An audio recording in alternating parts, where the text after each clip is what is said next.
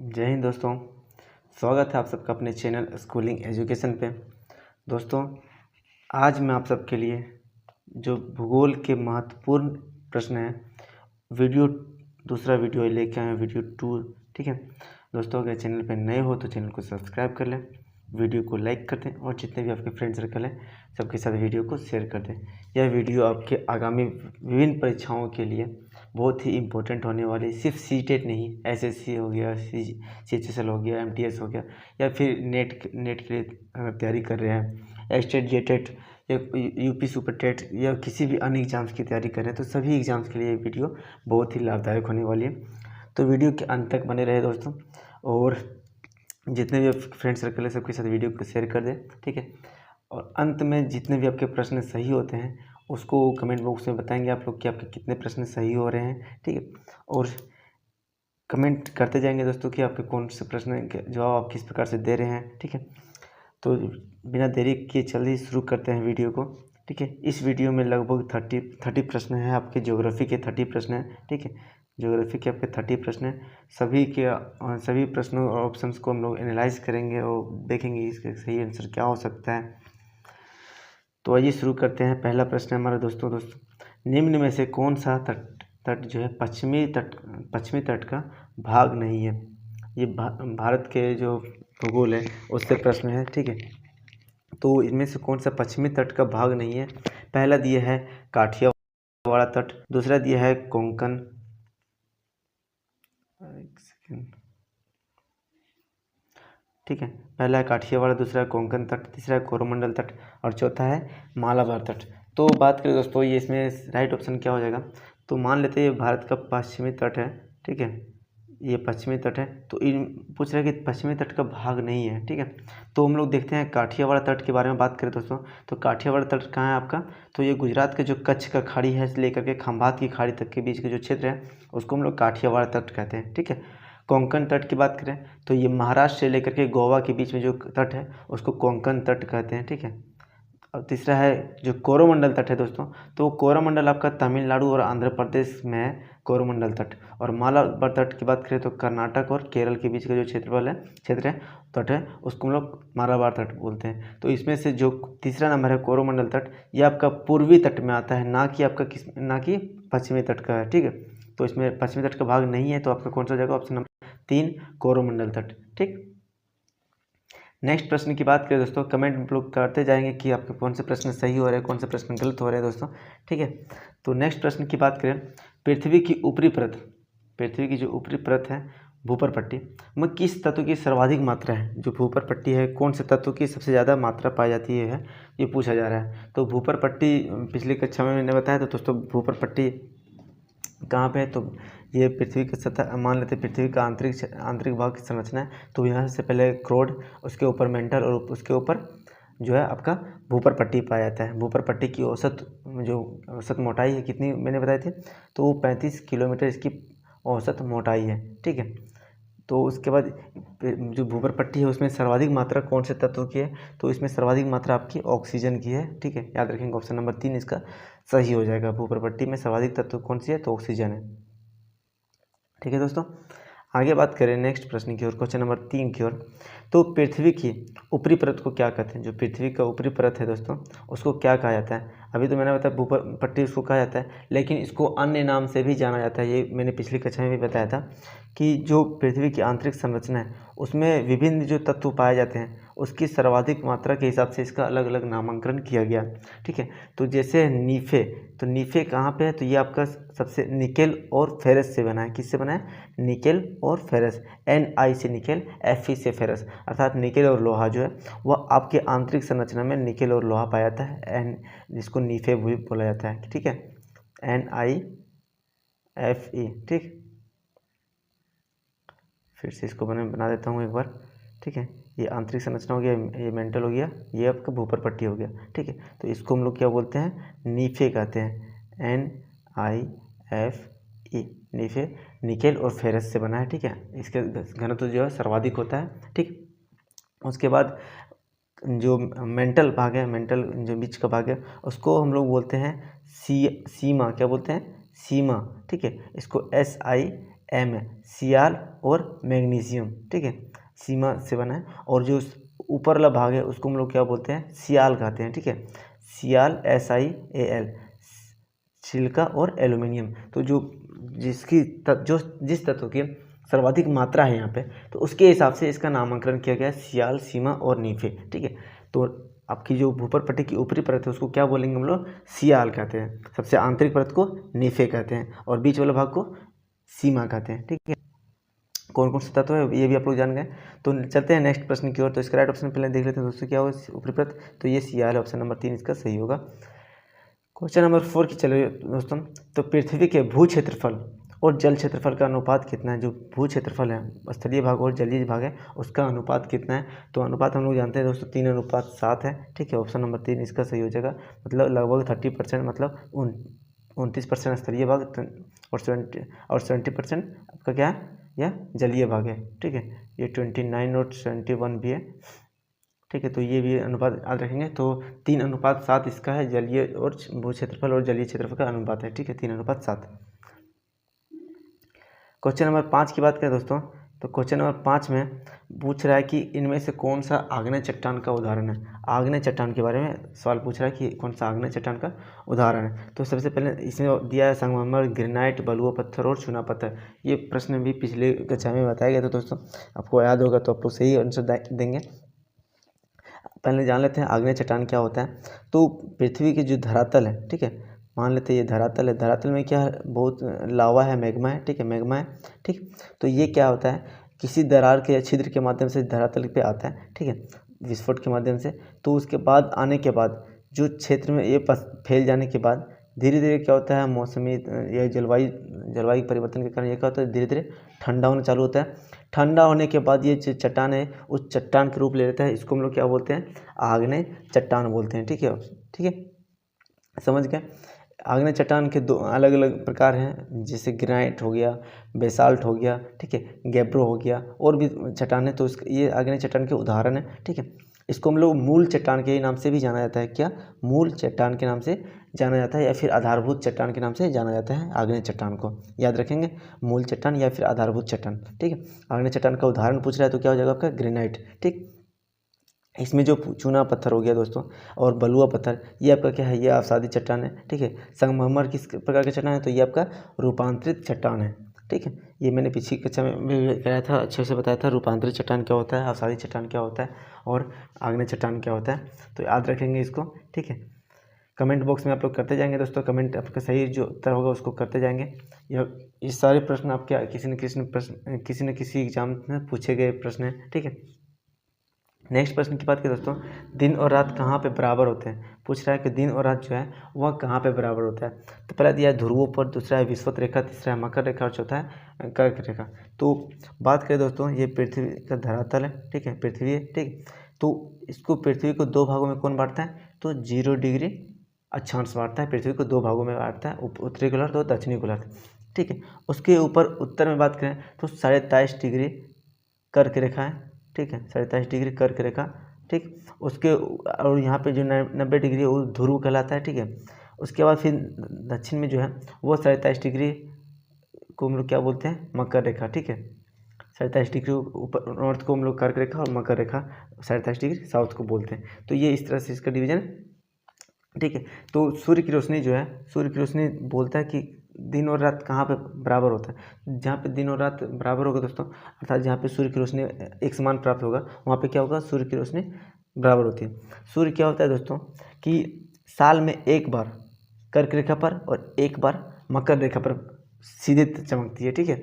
और 2 बार क्या होता है, इसी क्रम में 2 बार सूर्य की रोशनी जो है विषुवत रेखा पे सीधे चमकती है, जिसके कारण यहाँ पे दिन और रात बराबर होता है, ठीक है।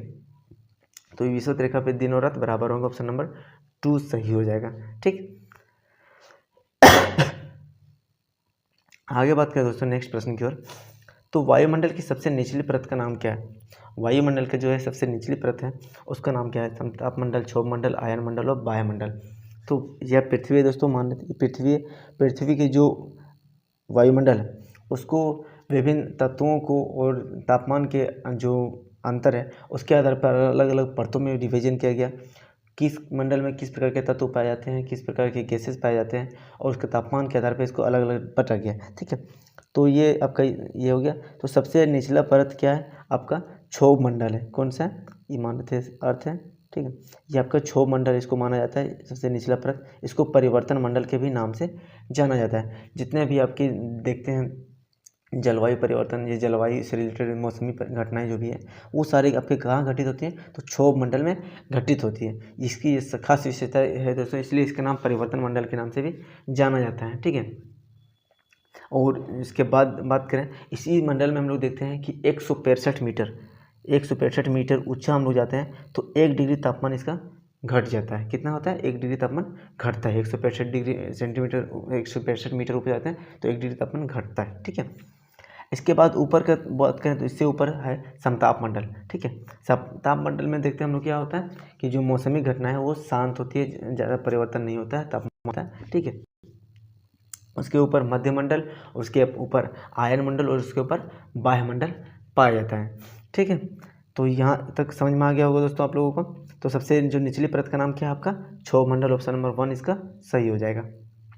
क्वेश्चन नंबर 7 के बाद देखते हैं दोस्तों, क्वेश्चन नंबर 8 ही है। तो अवसादी चट्टान का उदाहरण पूछ रहा है। कौन सा चट्टान जो है अवसादी चट्टान का उदाहरण है।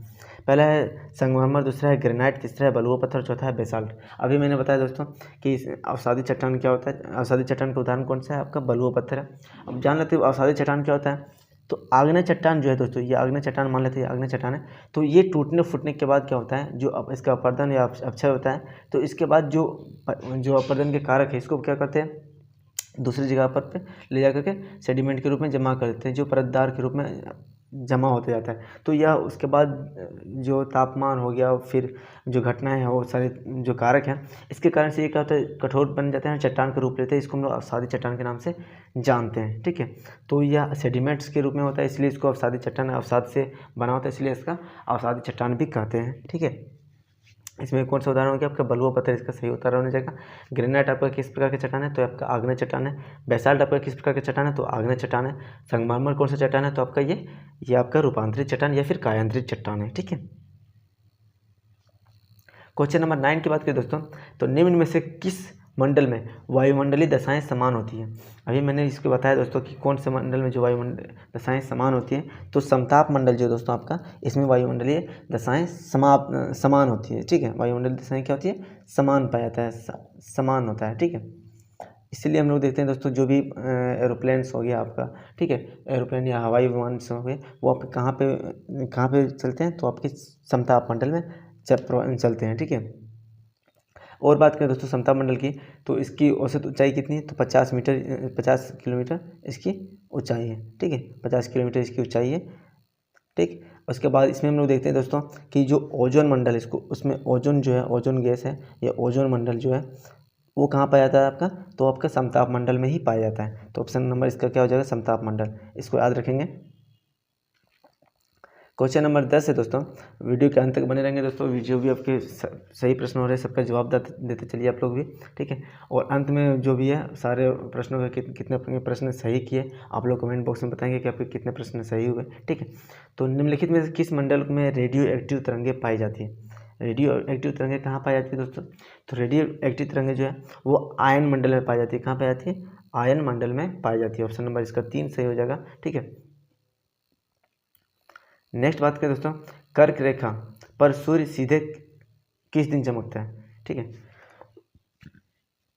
कर्क रेखा जो है दोस्तों, वह सूर्य किस दिन सीधे चमकता है। ठीक है, तो पहला दिया है 21 मार्च, दूसरा है 23 सितंबर, तीसरा है 22 दिसंबर, और चौथा है 21 जून। तो जो कर्क रेखा पर दोस्तों, वह सूर्य जो है आपका 21 जून को चमकता है। किस दिन चमकता है, 21 जून को चमकता है। ठीक है, नेक्स्ट है दोस्तों, इसमें हम लोग देख लेते हैं दोस्तों, 21 जून के बाद फिर आपके जो मकर रेखा है, 21 जून को क्या होता है, कर्क रेखा पर चमक रहा है, और उसके बाद मकर रेखा पे किस दिन चमकता है, मकर रेखा पे किस दिन चमकता है, तो आपका ये आपका तो हो गया 22 दिसंबर को आपका मकर रेखा पे सीधा चमकता है। ठीक है, कर्क मकर रेखा पे किस दिन चमकता है सीधा, तो 22 दिसंबर को चमकता है। और 21 मार्च और 23 सितंबर ये यहाँ पे हम लोग देखते हैं विषुवत रेखा पे चमकता है सीधा।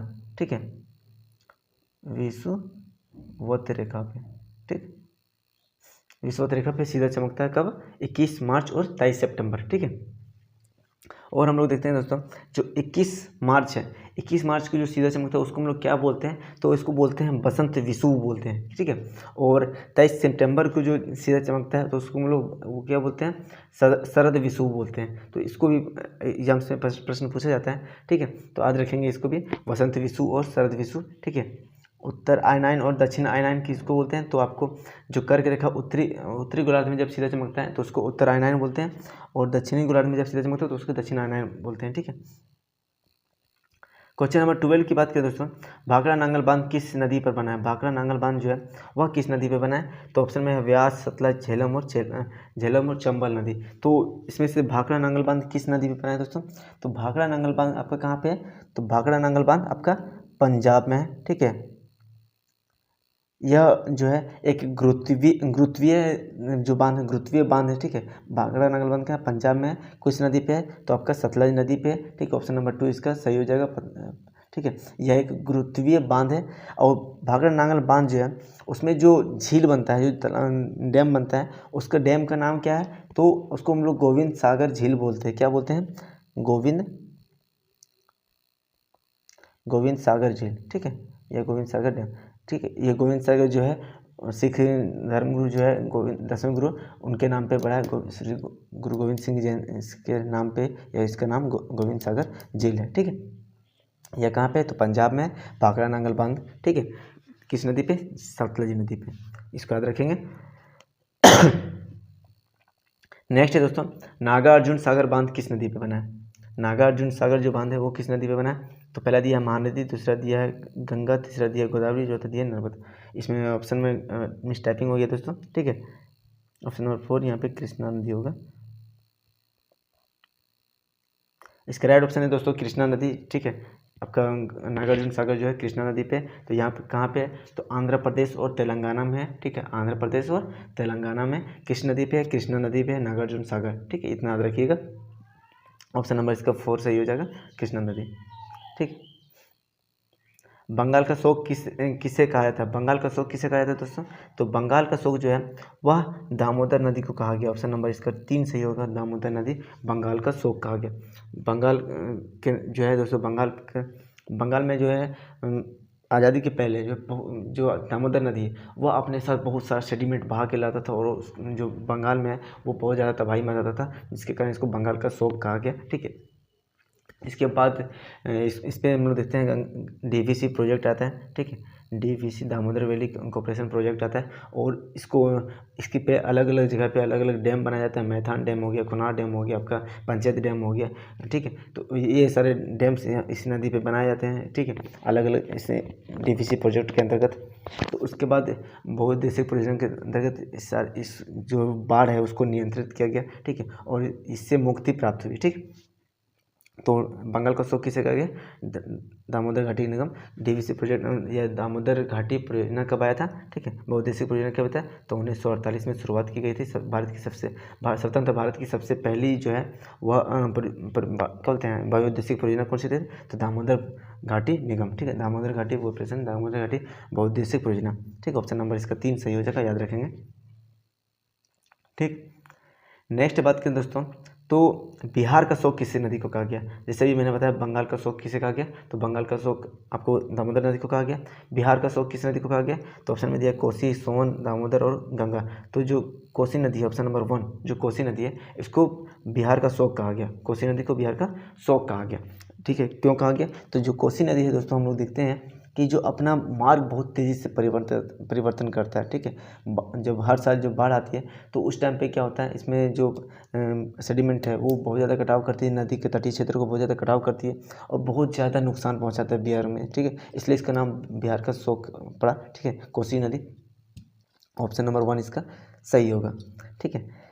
नेक्स्ट प्रश्न की बात करें दोस्तों, मैकमोहन रेखा कहाँ है दोस्तों, तो किस देश के बीच नामांकन करती है, तो पहला दिया हुआ है भारत, भारत नेपाल, दूसरा भारत पाकिस्तान, तीसरा भारत चीन और भारत बांग्लादेश। मैकमोहन रेखा कौन से कहाँ पे है दोस्तों?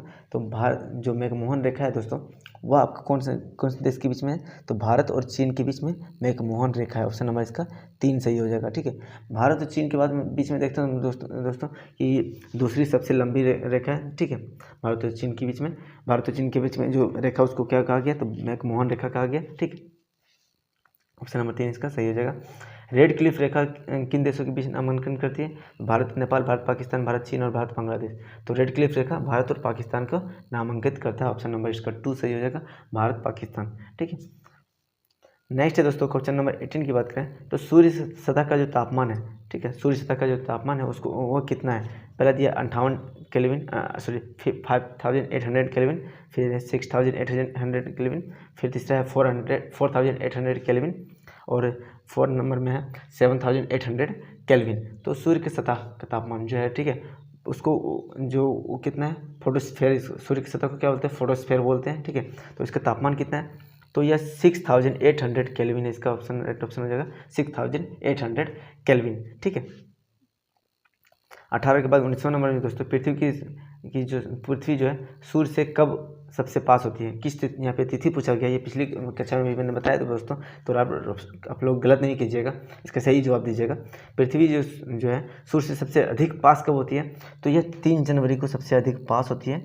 ठीक है, इसको हम लोग क्या नाम से जानते हैं? कमेंट बॉक्स में बताएंगे हम लोग इसके क्या नाम से जानते हैं। इसे हम लोग देखते हैं क्या बोलते हैं, जब सूर्य सबसे नज़दीक होता है पृथ्वी के उसको हम लोग उपभू बोलते हैं। क्या बोलते हैं? उपभू बोलते हैं। ठीक है, और उसके बाद सबसे दूर होता है उसको क्या बोलते हैं? आप लोग कमेंट बॉक्स में बताएंगे दोस्तों, कमेंट करते रहेंगे, कमेंट रोकिए मत। ठीक है, लगातार कमेंट करते जाइए, सही ऑप्शन लोग बताते जाइए दोस्तों। ठीक है, आगे बात करते हैं क्वेश्चन नंबर 20 की बात करें तो पृथ्वी जो सूर्य से सबसे अधिक उपभू नहीं, सॉरी दोस्तों, यहाँ पे मैंने बताया उपसौर, सॉरी क्या है? उपसौर। ठीक है, उपभू तो चंद्रमा के नज़दीक होने के कहते हैं। ठीक है, उपसौर कहते हैं जब सूर्य पृथ्वी के सबसे पास होती है। या किस तिथि को होती है? तो ये अब नेक्स्ट तिथि दोस्तों, पृथ्वी सूर्य से अधिक दूर कब होती है? ठीक है, पृथ्वी जो है वो सूर्य से अधिक दूर कब होती है? तो यहाँ पर दिया हुआ 22 दिसंबर, 21 जून, ठीक है, 3 जनवरी और 4 जुलाई। तो अभी मैंने बताया सबसे नज़दीक कब होती है? 3 जनवरी को सबसे नज़दीक होती है, उसको हम लोग क्या बोलते हैं? उपसौर कहते हैं।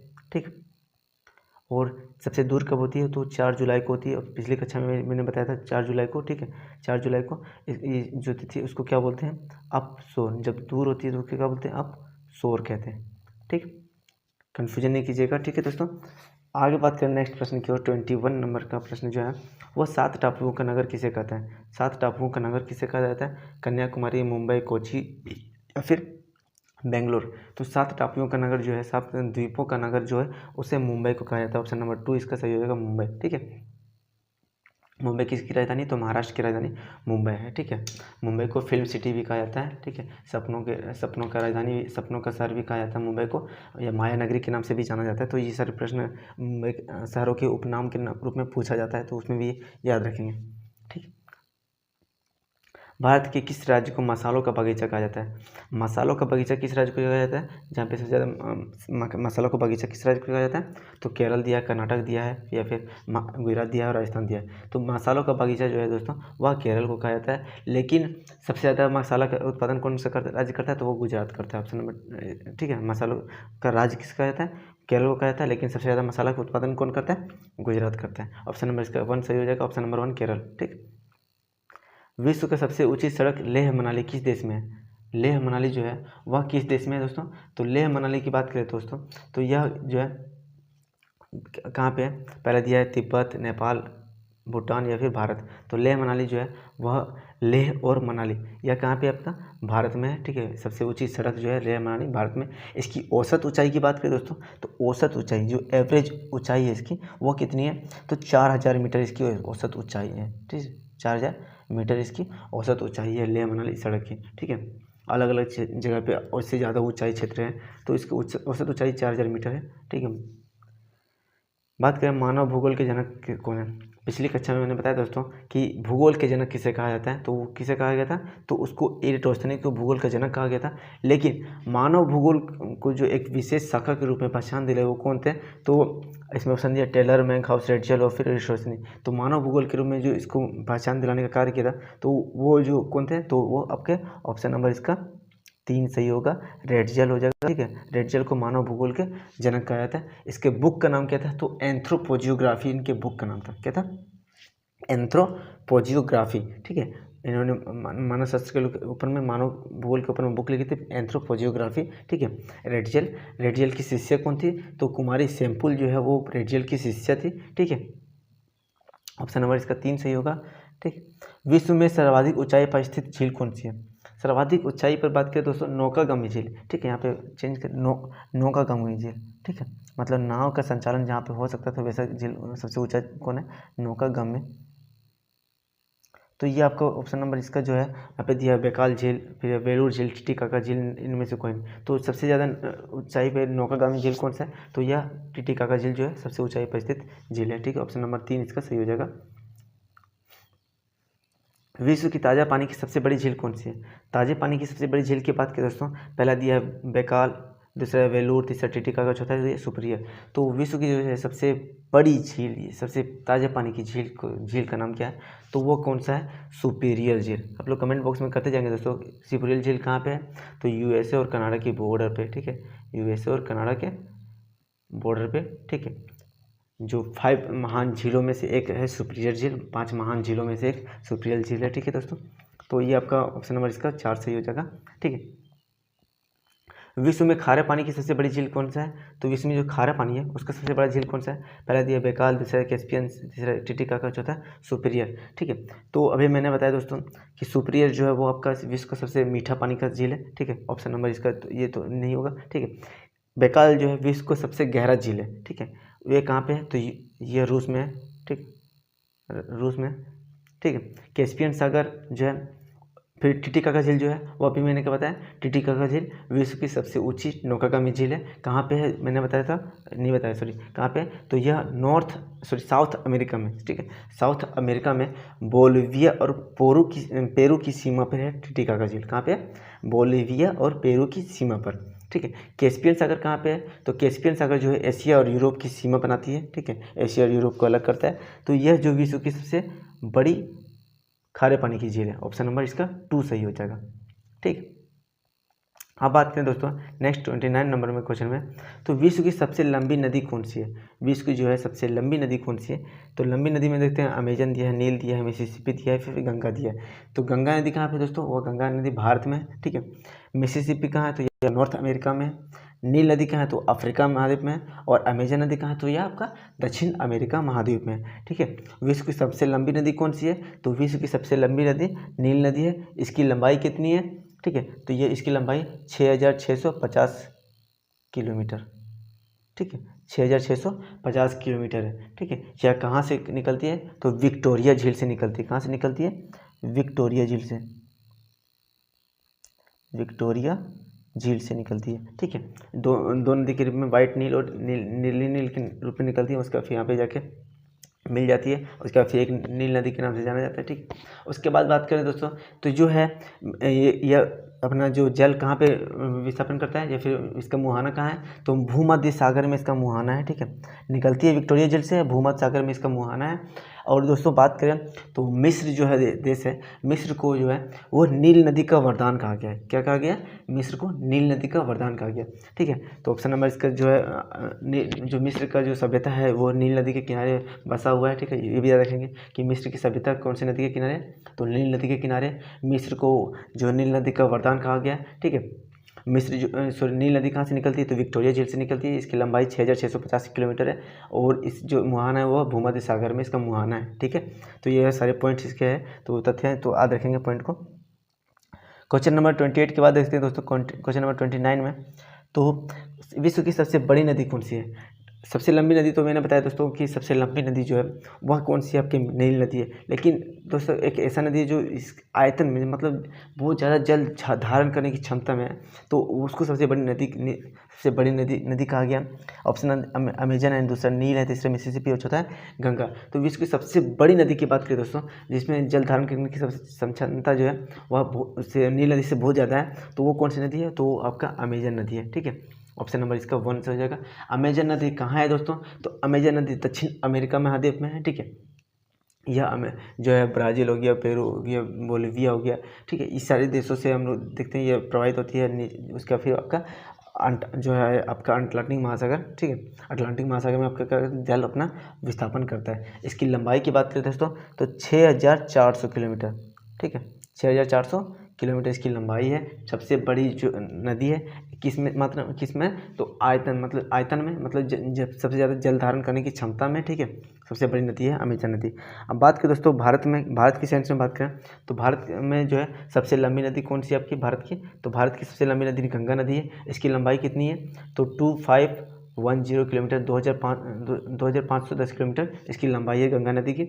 और सबसे बड़ी नदी की बात करें तो भारत की सबसे बड़ी नदी कौन सी है दोस्तों, आप लोग कमेंट बॉक्स में बताएंगे भारत की सबसे बड़ी नदी कौन सी है। ठीक है, नेक्स्ट है दोस्तों भारत की जो तटीय है सबसे लंबी तट है सीमा किस राज्य की है। जो तटीय सीमा है जो है भारत की वह सबसे लंबी किस राज्य की है, तो भारत में सबसे लंबी तट सीमा किसकी है, तमिलनाडु, उड़ीसा, आंध्र प्रदेश या फिर गुजरात। तो सबसे लंबी तट रेखा जो है वह गुजरात है। ठीक है, भारत में कितने राज्य जो है वह तटीय क्षेत्र में है, मतलब कितने राज्य में तटीय सीमा है, तो पहला यहाँ पे देखते हैं, यहाँ पे आपका गुजरात हो गया, फिर ठीक है यहाँ महाराष्ट्र है आपका तटीय सीमा वाला राज्य, फिर यहाँ पे गोवा एक छोटा सा, फिर यहाँ पे कर्नाटक, उसके बाद यहाँ नीचे केरल, तमिलनाडु, ठीक है, उसके बाद फिर यहाँ पे आंध्र प्रदेश, उड़ीसा और पश्चिम बंगाल। तो आपके कितने राज्य हो गए दोस्तों, पश्चिमी घाट में हम लोग देखते हैं 1 2 3 4 5 राज्य पश्चिमी घाट में, और इधर 1 2 3 और यहाँ पे 4। ठीक है,